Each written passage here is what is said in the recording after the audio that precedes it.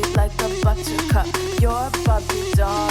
Show them all what I'm made of. Strut down the hall. Won't stop till I get enough. All right, so we're diving into the 2025 Grammys. Oh, yeah? Should be interesting. Using the AP news coverage here. And I gotta say, it was a crazy night. Was it? Oh, yeah. Not even just the awards themselves, but just like what was happening outside that night. Yeah. Trump's back in the White House.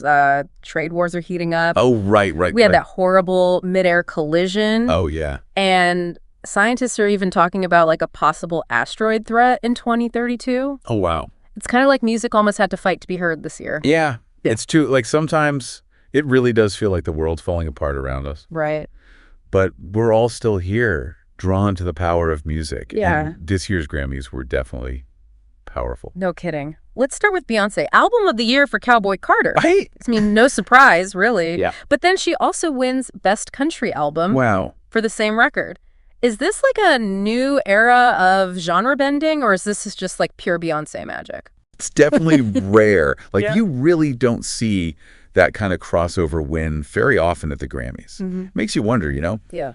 is this a sign of where music is heading? Like this blending of genres? Or is it just Beyoncé and her unique ability to like transcend all those boundaries? Right. Maybe a bit of both. Yeah. But it's a win that'll definitely have people talking. For sure. And it's worth noting, those wins make her the most Grammy-nominated artist, like, ever. 99 nominations. But speaking of breaking barriers, Kendrick Lamar's wins, Record of the Year and Song of the Year, were for Not Like Us. Okay. Which, for anyone who maybe isn't super deep in the hip-hop world, that's a diss track. Yeah. What does it say about the Grammys, when a song, like, with such a pointed message, takes home the top prize? That is unusual, to say the least. Yeah. Diss tracks are usually seen as, like, part of the hip-hop culture. Right. Not necessarily, Grammy-winning material. Yeah. So this might show a shift in what the Recording Academy values. Maybe a greater acceptance of, social commentary, even criticism within music. That definitely opens up some, like, interesting possibilities for artists, right? For sure. Is this going to spark a wave of diss tracks? Right. All hoping to snag a Grammy? Maybe not. But it's definitely a thought-provoking development. But Beyoncé and Kendrick aren't the only names making waves here. What about Sabrina Carpenter's win? Right. Best pop solo performance at the premiere ceremony. Is this a sign of her, like, rising stardom? Absolutely. That premiere ceremony isn't just an afterthought anymore. It's a stage where up-and-coming artists can really make a statement. And Carpenter winning there for Espresso. Right. That tells me we'll be seeing a lot more of her in the coming years. Yeah.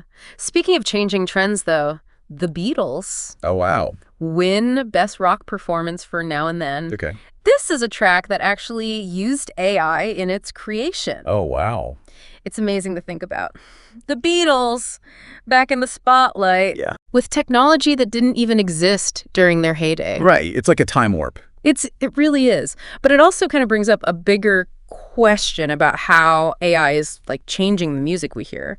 Yeah. Is this just the beginning? Are we going to see more AI-generated music winning awards? Right. And is this even something that like listeners should be concerned about, or is it just another tool for artists to use? Yeah. It's hard to predict the future. Right. But this win definitely raises some fascinating questions. Totally. What does it even mean to be an artist when AI is involved? Like, is it a collaboration? Right. Or is it something else entirely? I don't have the answers. But I think it's something we need to think about as AI becomes more prominent. Yeah. It's not just about the technology itself. Yeah. It's about how it changes our relationship with music, Right. with creativity, like itself. It's almost philosophical. Right. But while we're pondering the future of music, let's celebrate some other deserving winners. Yeah. Chappelle Roan took home Best New Artist, which is always exciting to see. For sure. There's something special about like fresh talent breaking through. Absolutely. And speaking of breaking through, we can't overlook Doki's win for Best Rap Album. Oh, yeah. This is only the third time a woman has won in that category. Wow. It highlights, the ongoing struggle for representation in hip hop, but it's also a powerful statement about the talent and creativity of women in the genre.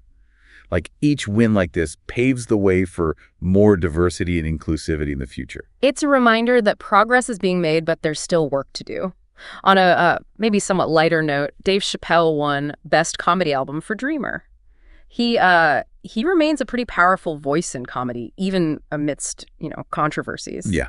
Chappelle is definitely a figure who sparks debate. For sure. And that's part of what makes him so compelling. Yeah. But his continued success shows there's a large audience that connects with his style of humor. Yeah. Even if it, pushes boundaries and challenges norms. Yeah. His win is a reminder that comedy can be a powerful tool for social commentary, even when it's uncomfortable or controversial. And speaking of, complex figures, former President Jimmy Carter, who sadly passed away recently, won a posthumous Grammy. Oh, wow. For narrating his Sunday school lessons as an audiobook. Okay. That felt like a really, touching moment. Yeah, it was a beautiful tribute to a man who lived a life of service and faith. It's a reminder that even after we're gone, our stories can continue to inspire and connect with people. Yeah. Mm-hmm. And it's interesting, President Carter, he's not the first former president to win a Grammy. Oh, really? It seems like there's a bit of a trend there, Maybe all those years giving speeches translates well to audiobook narration. You might be right about that.